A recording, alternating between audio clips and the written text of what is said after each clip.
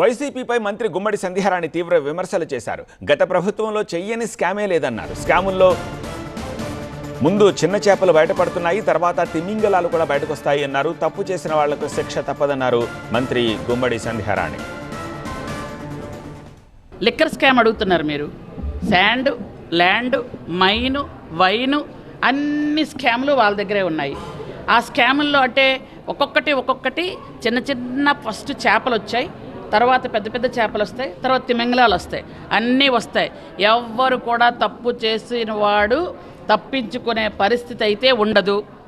ఎందుకనంటే మేమైతే కక్షాదింపు చర్యలు చెయ్యం కాబట్టే ఈరోజు దాకా చాలామంది ఇళ్లల్లో ప్రశాంతంగా పడుకుంటున్నారు. అదే వాళ్ళయ్యి ఉంటే తప్పు చెయ్యని వాళ్ళని కూడా గౌరవ మా ముఖ్యమంత్రి వర్యుల్ని 53 రోజులు జైల్లో పెట్టినటువంటి ఏ తప్పు చేయకుండా జైల్లో పెట్టారు. అదే చంద్రబాబు నాయుడు గారు ముఖ్యమంత్రి అన్న మరుక్షణమే నిజంగా జగన్మోహన్ రెడ్డి జైల్లోకి వెళ్ళిపోతాడేమో అనుకున్నాం మేమంతా. కానీ ఆయన ఉన్నతమైన స్వభావం, ఆయన క్రమశిక్షణ, చట్టం తన పని తను చేసుకుపోవాలి, మనం అలాంటి కక్షాదింపు చర్యలు చేయకూడదని ఆయన చేయట్లేదు, మమ్మల్ని చేయనివ్వట్లేదు. కాబట్టి మేము ఆ విధంగానే వెళ్తున్నాం.